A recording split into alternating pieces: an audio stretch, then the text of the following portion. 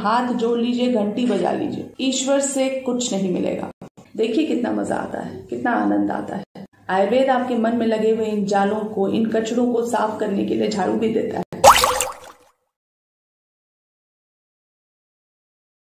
सबसे पहले तो मेरे इस चैनल हीलिंग वेदा के सभी व्यूअर्स को, आप सभी देखने वालों को शारदीय नवरात्र की बहुत बहुत शुभकामनाएं।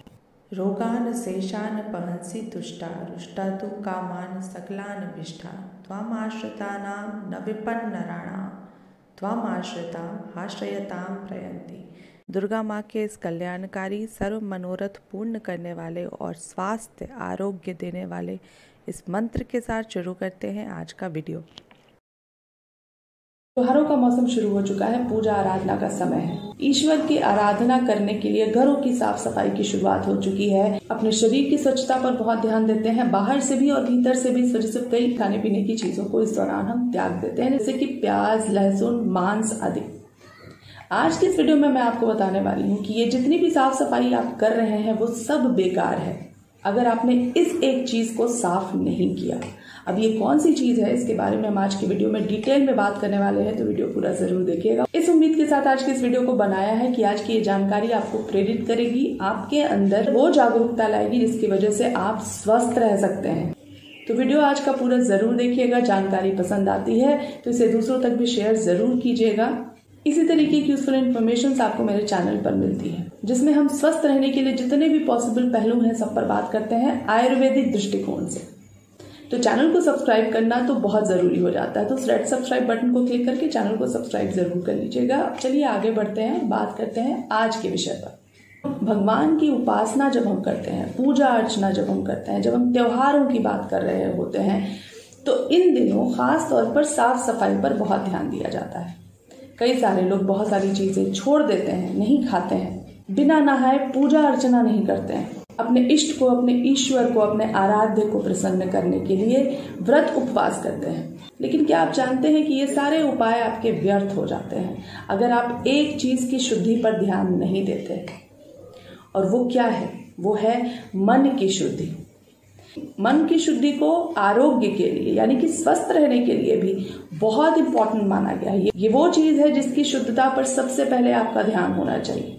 इसके बिना वो सारे उपाय जो आप नॉर्मली करते हैं इन दिनों, जिनके बारे में अभी मैंने बात की है, वो सारे ही उपाय व्यर्थ है, बेकार है। आयुर्वेद में आचार्य चरक ने बताई हैं 11 इंद्रियां। इनमें से 5 ज्ञानेंद्रियां यानी कि सेंसरी फैकल्टीज होती हैं, 5 कर्मेंद्रियां यानी कि मोटर फैकल्टीज होती हैं, और 1 इंद्रिय होता है मन, जिसे हम अतेंद्रिय कहते हैं। यह इंटरनल फैकल्टी यानी अंतःकरण के अंतर्गत माना गया है।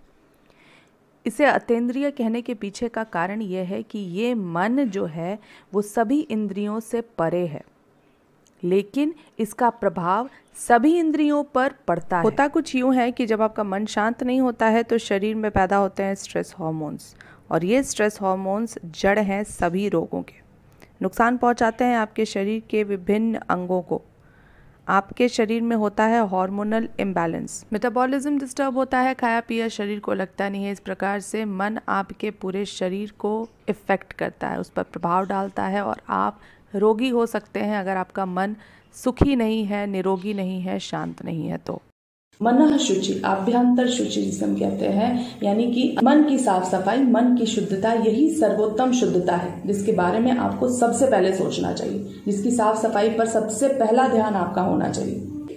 और क्या ये उपाय करना इतना ज्यादा कठिन है कि आप इसके विकल्प ढूंढते हैं? विकल्प यानी कि ऑल्टरनेटिव के रूप में ही आप प्याज लहसुन वगैरह छोड़ते हैं, बिना स्नान किए, बिना नहाए पूजा पाठ नहीं करते हैं, खूब सारा व्रत उपवास करते हैं।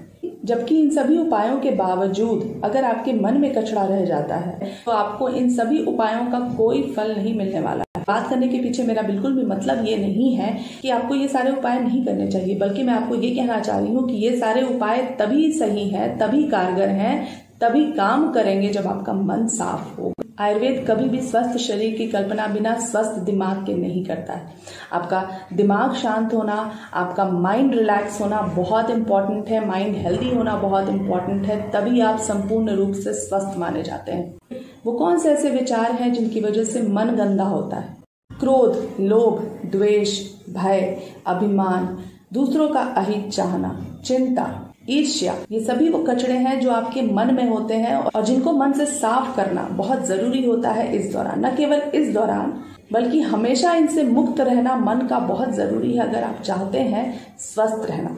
मन में अगर दोष है तो फिर चाहे कुछ भी खा लीजिए, कुछ भी खाना छोड़ दीजिए, उपवास कर लीजिए, यज्ञ कर लीजिए, हवन कर लीजिए, हाथ जोड़ लीजिए, घंटी बजा लीजिए, ईश्वर से कुछ नहीं मिलेगा। ईश्वर से मिलने वाला सबसे बहुमूल्य उपहार है आपका जीवन, और इस जीवन का सुख तभी आप भोग सकते हैं जब आपकी काया निरोगी हो, यानी कि आप रोग मुक्त हो, स्वस्थ हो। मुझे ये लगता है, मेरा ये मानना है और मुझे लगता है कि आप भी ये बात जरूर मानते होंगे कि ईश्वर भाव देखते हैं और भाव का स्रोत है मन। तो मन पवित्र होगा तभी भाव भी पवित्र होंगे। आज के इस वीडियो में बताई गई बातों पर विचार जरूर कीजिए। सही लगे तो मन को शुद्ध करने के लिए, मन की साफ सफाई करने के लिए उपाय कीजिए। आयुर्वेद आपके मन में लगे हुए इन जालों को, इन कचरों को साफ करने के लिए झाड़ू भी देता है, यानी कि उपाय भी बताता है। वो उपाय क्या है? अच्छी नींद लेना, सही तरीके से बनाया हुआ ऐसा भोजन करना जो आपको स्वस्थ रखे, वो भी सही मात्रा में करना, सही समय पर करना, आलस से बचना, आध्यात्म से जुड़ना, योग और प्राणायाम करना। इस तरीके से साफ सुथरा होकर पूजा कीजिए। देखिए कितना मजा आता है, कितना आनंद आता है और कितना अच्छा फल मिलता है। आजमाइएगा जरूर। मिलते हैं किसी और वीडियो में और अच्छी जानकारी के साथ। तब तक के लिए अपना बहुत ख्याल रखिए। Stay healthy and stay fit.